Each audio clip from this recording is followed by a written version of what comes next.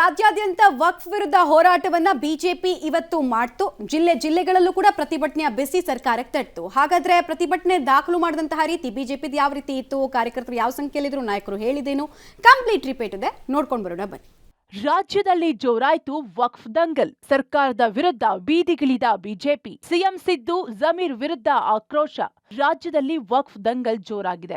ವಕ್ಫ್ board ಅನ್ಯಾಯ ಖಂಡಿಸಿ ಸರ್ಕಾರದ ವಿರುದ್ಧ ರಾಜ್ಯಾದ್ಯಂತ ಬಿಜೆಪಿ ಬೀದಿಗಿಳಿದು ಪ್ರತಿಭಟನೆ ನಡೆಸಿದೆ. ಬೆಂಗಳೂರು ಸೇರಿದಂತೆ ಎಲ್ಲಾ ಜಿಲ್ಲಾ ಕೇಂದ್ರಗಳಲ್ಲೂ ಕೇಸರಿ ಪಡೆ ಆಕ್ರೋಶ ವ್ಯಕ್ತಪಡಿಸಿದೆ. ಬೆಂಗಳೂರಿನ ಫ್ರೀಡಂ ಪಾರ್ಕ್ನಲ್ಲಿ ಬಿಜೆಪಿ ನಾಯಕರು ಪ್ಲೇ ಕಾರ್ಡ್ ಪ್ರದರ್ಶಿಸಿ ಸರ್ಕಾರದ ವಿರುದ್ಧ ಧಿಕ್ಕಾರ ಕೂಗಿದ್ರು. ಸರ್ಕಾರದ ರೈತ ವಿರೋಧಿ ನೀತಿಗೆ ಧಿಕ್ಕಾರ, ರೈತರ ಬದುಕಿಗೆ ಕೊಳ್ಳಿ ಇಟ್ಟ ಸಚಿವ ಜಮೀರ್ಗೆ ಧಿಕ್ಕಾರ, ಕೂಡಲೇ ಜಮೀರ್ ರಾಜೀನಾಮೆ ಕೊಡಬೇಕೆಂದು ಆಗ್ರಹಿಸಿದ್ರು.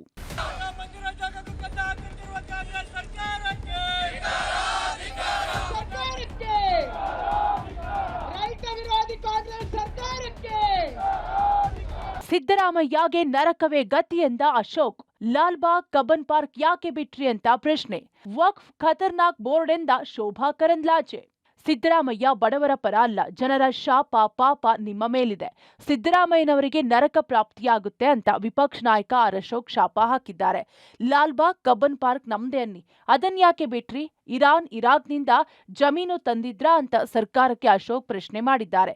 ವಕ್ಫ್ ಬೋರ್ಡ್ ಖತರ್ನಾಕ್ ಬೋರ್ಡ್ ಅಂತ ಕೇಂದ್ರ ಸಚಿವೆ ಶೋಭಾ ಕರಂದ್ಲಾಜೆ ಜರಿದಿದ್ದಾರೆ.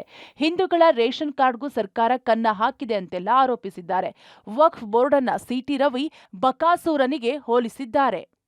ಈಗ ಸಿದ್ದರಾಮಯ್ಯನವರು ನಾನು ಬಡವರ ಪರ ಇರೋದ್ರಿಂದ ಬಿಜೆಪಿಯವರು ನನ್ನ ಮೇಲೆ ಮೂಡಾ ಕೇಸ್ ಹಾಕಿದ್ದಾರೆ. ಅಲ್ಲಿ ಉಳುಮೆ ಮಾಡೋ ಜಮೀನು ಯಾರು ಅನ್ನ ಕೊಡ್ತಾನೆ ರೈತ, ಅದಕ್ಕೆ ಕನ್ನ.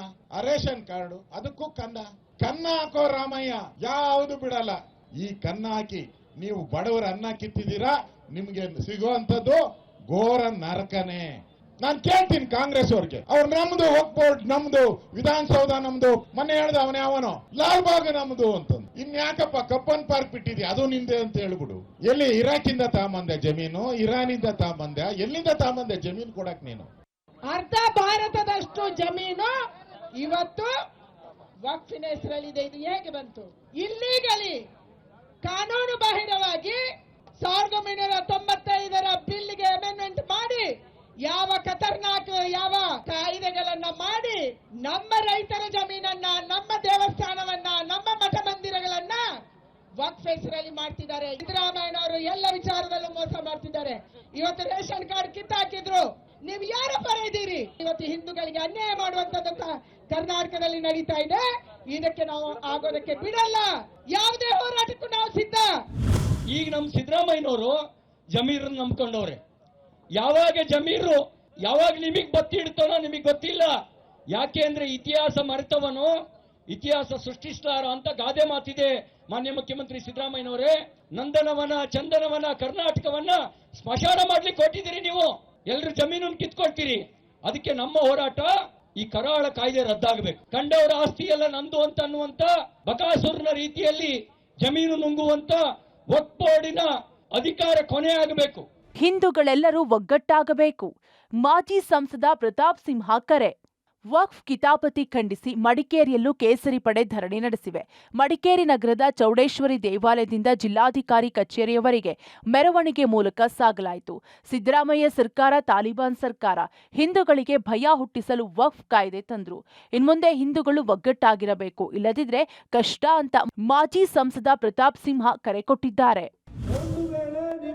ಕನ್ನಡಿಗರು ಮೈ ಮರೆತು ಕಾಂಗ್ರೆಸ್ಗೆ ವೋಟ್ ಹಾಕಿದ್ರೆ ಸ್ಥಾಪನೆ ಆಗುವಂಥದ್ದು ಕನ್ನಡಿಗರ ಸರ್ಕಾರ ಅಲ್ಲ, ಅದು ತಾಲಿಬಾನಿ ಸರ್ಕಾರ ಸ್ಥಾಪನೆ ಆಗುತ್ತೆ ಅಂತ ಹೇಳಿದ್ರು. 1 ವರ್ಷ 6 ತಿಂಗಳಾದ ನಂತರ ಇವತ್ತು ಆ ಮಾತು ನಿಜವಾಗ್ತದೆ. ಇದು ಕೇವಲ ಬಿಜೆಪಿಯ ಸ್ಲೋಗನ್ ಅಲ್ಲ, ಇದು ಪ್ರತಿಯೊಬ್ಬರಿಗೂ ಕೂಡ, ಪ್ರತಿಯೊಬ್ಬ ಹಿಂದೂಗಳಿಗೂ ಕೂಡ ಕರ್ನಾಟಕದಲ್ಲಿ ಸ್ಥಾಪನೆಯಾಗಿರುವುದು ತಾಲಿಬಾನಿ ಸರ್ಕಾರ ಅನ್ನೋದು ಅನುಭವಕ್ಕೆ ಬರ್ತಾ ಇದೆ. ಇನ್ನು ಮಂಡ್ಯದಲ್ಲಿ ನಮ್ಮ ಭೂಮಿ ನಮ್ಮ ಹಕ್ಕು ಘೋಷವಾಕ್ಯದೊಂದಿಗೆ ಬಿಜೆಪಿ ಪ್ರೊಟೆಸ್ಟ್ ನಡೆಸಿದೆ. ಮಾಜಿ ಸಂಸದೆ ಸುಮಲತಾ, ಮಾಜಿ ಸಚಿವ ನಾರಾಯಣಗೌಡ ಅಂಬರೀಶ್ ಸೇರಿದಂತೆ ಹಲವು ನಾಯಕರು ಪ್ರತಿಭಟನೆಯಲ್ಲಿ ಭಾಗಿಯಾಗಿದ್ರು. ಜಮೀರ್ ವಿರುದ್ಧ ನಿಗಿ ಕೆಂಡ ಕಾರಿದ್ರು. ದೇಶವನ್ನ 50-60 ವರ್ಷ ಆಳಿದ್ದು ಕಾಂಗ್ರೆಸ್ ಸರ್ಕಾರ. ಅವರ ಒಂದು ಅವಧಿಯಲ್ಲಿ ಈ ಒಂದು ರೂಲ್ಸ್ನ ತಂದಿದ್ರು. ರೈತರ ಜಮೀನನ್ನ ನೀವು ನಮ್ದು ಅಂತ ಕ್ಲೇಮ್ ಮಾಡಿ ದೇವಸ್ಥಾನದ ಒಂದು ಜಾಗ ಇದು ನಮ್ಮದೇ ಅಂತ ನೀವು ಕ್ಲೇಮ್ ಮಾಡಿದ್ರೆ ಇದು ಮೊಸರಲ್ಲಿ ಕಲ್ಲು ಅಂತ ಹೇಳ್ತಾರ? ಇಡೀ ಒಂದು ಬೆಟ್ಟ ತೆಗೆದು ನಮ್ಮ ತಲೆ ಮೇಲೆ ಹಾಕುವಂಥ ವಿಷಯ ಅಂತನ ಹೇಳ್ಬೇಕಾ? ನೀವೇ ಹೇಳಿ. ಈ ಎರಡು ಸಮುದಾಯಗಳ, ಎರಡು ಧರ್ಮಗಳ ವಿರುದ್ಧ ಒಂದು ವಿಭಜನೆಯನ್ನು ತಂದು ದೇಶದಲ್ಲಿ ಮತ್ತೆ ಅಲ್ಲೋಲ ಕಲ್ಲೋಲ ಮಾಡುವಂಥ ಒಂದು ದುರುದ್ದೇಶನೇ ಇದು. ನಾವು ಮುನ್ನೆಚ್ಚರಿಕೆಯಿಂದ ನಡ್ಕೊಳ್ದೆ ಹೋದರೆ ಇನ್ನೂ ನಮ್ಮ ಕೈಯಲ್ಲಿ ಏನೂ ಇರಲ್ಲ, ಕೈ ಮೀರಿ ಹೋಗುತ್ತೆ, ಏನೂ ಮಾಡೋಕ್ಕಾಗಲ್ಲ. ಅದಕ್ಕೇನೆ ಈ ಒಂದು ಹೋರಾಟ. ಇಡೀ ರಾಜ್ಯಾದ್ಯಂತ ಇವತ್ತು ನಾವು ವಕ್ಫ್ ವಿರುದ್ಧ ಒಂದು ಜಿಲ್ಲಾ ಕೇಂದ್ರಗಳಲ್ಲಿ ಪ್ರತಿಭಟನೆಯನ್ನು ಹಮ್ಮಿಕೊಂಡಿದ್ದೇವೆ. ಏನು ರೈತರ ಪರವಾಗಿ ಮತ್ತು ಜನಪರವಾಗಿ ನಿಲ್ಲಬೇಕು ಅನ್ನೋ ದೃಷ್ಟಿಯಿಂದ ನಮ್ಮ ಭೂಮಿ ನಮ್ಮ ಹಕ್ಕು ಅನ್ನೋ ಒಂದು ಶೀರ್ಷಿಕೆ ಅಡಿಯಲ್ಲಿ ಇವತ್ತೆಲ್ಲರೂ ಕೂಡ ನಮ್ಮ ಭಾರತೀಯ ಜನತಾ ಪಾರ್ಟಿಯ ಎಲ್ಲ ಕಾರ್ಯಕರ್ತರುಗಳು ಕೂಡ ಇವತ್ತು ಎಲ್ಲ ಜಿಲ್ಲಾ ಕೇಂದ್ರಗಳಲ್ಲಿ ಹೋರಾಟ ಮಾಡ್ತಾ ಇದ್ದಾರೆ. ಏನು ರೈತರುಗಳು ಯಾರ್ಯಾರು ಭೂಮಿಗಳನ್ನ ಕಸ್ಕೊಂತಾ ಇದ್ದಾರೆ ಅದ್ರ ಪರವಾಗಿ ನಿಲ್ಲಬೇಕು ಅನ್ನೋ ದೃಷ್ಟಿನಲ್ಲಿ ಇವತ್ತು ಭಾರತೀಯ ಜನತಾ ಪಾರ್ಟಿ ಹೋರಾಟ ಮಾಡ್ತಾ ಇದೆ. ಮಂಗಳೂರು, ಶಿವಮೊಗ್ಗ, ರಾಮನಗರ, ಕೊಪ್ಪಳ, ವಿಜಯಪುರ ಸೇರಿದಂತೆ ಹಲವೆಡೆ ಪ್ರತಿಭಟನೆಯ ಕಾವು ಜೋರಾಗಿತ್ತು. ಸರ್ಕಾರ ಹಿಂದೂ ವಿರೋಧಿ ಧೋರಣೆ ತೋರ್ತಿದೆ, ರೈತರ ಜಮೀನು ಕಸಿಯುವ ಹುನ್ನಾರ ಮಾಡ್ತಿದೆ. ಈ ಕೂಡಲೇ ರೈತರ ಜಮೀನಿಗೆ ನೀಡಿರೋ ನೋಟಿಸ್ ವಾಪಸ್ ಪಡೆಯಬೇಕು, ವಕ್ಫ್ ಬೋರ್ಡ್ ರದ್ದು ಮಾಡಬೇಕು, ಇಲ್ಲವಾದಲ್ಲಿ ಮುಂದಿನ ದಿನಗಳಲ್ಲಿ ಉಗ್ರ ಪ್ರತಿಭಟನೆ ಎಚ್ಚರಿಕೆ ಕೊಡಲಾಗಿದೆ. ಯಾವುದೋ ಒಂದು ರಾಜ್ಯಕ್ಕೆ ಸೀಮಿತ ಅಲ್ಲ ಸರ್, ಇದೊಂದು ರಾಷ್ಟ್ರೀಯ ಒಂದು ಹೋರಾಟ, ರಾಷ್ಟ್ರೀಯ ಕರೆ. ರಾಷ್ಟ್ರದಲ್ಲಿ ಇವತ್ತು ಭೂಮಿ ಇವತ್ತು ವಕ್ಫಿಗೆ ಸಂಬಂಧಪಟ್ಟಂತೆ ಸುಮಾರು 200 ಪಟ್ಟು ಹೆಚ್ಚಾಗ್ತಾ ಇದೆ. ಇದಕ್ಕೆ ಕಾರಣ ಏನು? ಆದರೆ ಇದು ಪ್ರಶ್ನೆ ಮಾಡುವಂಥ ಒಂದು ಅಧಿಕಾರ ಸುಪ್ರೀಂ ಕೋರ್ಟ್ಗೂ ಇಲ್ಲ. ಕೇವಲ ಅದು ವಕ್ಫ್ ಇವರಿಗೆ ಮಾತ್ರ ಅವಕಾಶ ಇರೋದು ಅನ್ನೋವಂಥ ಒಂದು ಕಾನೂನನ್ನು ತರೋದ್ರಿಂದ ಇದು ವಿಚಿತ್ರ ಆಯಿತು.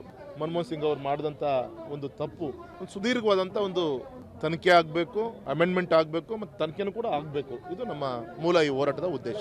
ರಾಜ್ಯದಲ್ಲಿ ಸಿದ್ದರಾಮಯ್ಯನವರು ಮುಖ್ಯಮಂತ್ರಿ ಆದಮೇಲೆ ತುಷ್ಟೀಕರಣ ನೀತಿ ಜಾಸ್ತಿ ಆಗ್ತಾ ಇದೆ. ವಕಫ್ ಹೆಸರಿನಲ್ಲಿ ಸ್ಮಶಾನ ಜಾಗಗಳು, ರೈತರ ಜಮೀನುಗಳು, ಗೋಮಾಳಗಳನ್ನ ಇವತ್ತು ಕಾಲಂ ನಂಬರ್ 11 ವಕಫ್ ಅಂತ ಸೇರಿಸಲಿಕ್ಕೆ ಕೊಟ್ಟಿದ್ದಾರೆ.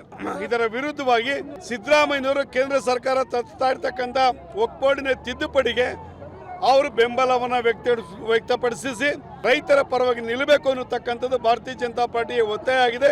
ರಾಜ್ಯದಲ್ಲಿ ವಿಶೇಷವಾಗಿ ರಾಮನಗರ ಜಿಲ್ಲೆಯಲ್ಲೂ ಏನಾದರೂ ಇದ್ರ ಬಗ್ಗೆ ಕ್ರಮ ತೆಗೆದುಕೊಳ್ಳಿಲ್ಲ ಅಂತ ಹೇಳಿದ್ರೆ ನಮ್ಮ ಈ ಒಂದು ಹೋರಾಟವನ್ನು ನಾವು ತೀವ್ರವಾಗಿ ಮಾಡಬೇಕಾಗುತ್ತೆ. ಜಮೀರ್ ಕಚೇರಿಗೆ ಮುತ್ತಿಗೆ ಯತ್ನ, ಶ್ರೀರಾಮ ಸೇನೆ ರ್ಯಾಲಿ ತಡೆದ ಪೊಲೀಸರು. ಇನ್ನು ಬೆಂಗಳೂರಿನ ಚಾಮರಾಜಪೇಟೆಯಲ್ಲಿರುವ ಸಚಿವ ಜಮೀರ್ ಕಚೇರಿಗೆ ಮುತ್ತಿಗೆ ಹಾಕಲು ಹೊರಟ ಶ್ರೀರಾಮ ಸೇನೆಯನ್ನ ಪೊಲೀಸರು ತಡೆದಿದ್ದಾರೆ. ಮುತಾಲಿಕ್ ಸೇರಿದಂತೆ ಶ್ರೀರಾಮ ಸೇನೆ ಕಾರ್ಯಕರ್ತರನ್ನ ಪೊಲೀಸರು ವಶಕ್ಕೆ ಪಡೆದರು. ಪ್ರಮೋದ್ ಮುತಾಲಿಕ್ರನ್ನ ಆಡುಗೋಡಿ ಸಿಆರ್ ಮೈದಾನಕ್ಕೆ ಪೊಲೀಸರು ಕರೆ ತಂದು ಬಿಟ್ರು. ಆದರೆ ವಿಧಾನಸೌಧಕ್ಕೆ ಕರೆದುಕೊಂಡು ಹೋಗುವಂತೆ ಪ್ರಮೋದ್ ಮುತಾಲಿಕ್ ಬಿಗಿಪಟ್ಟು ಹಿಡಿದಿದ್ರು. ಶಾಂತ ರೀತಿಯಿಂದ ಹೋಗ್ತಾ ಇದ್ದೀವಿ, ಇಲ್ಲಿ ಯಾವುದೇ ಗಲಾಟೆ ಗೊಂದಲ ಇಲ್ಲ.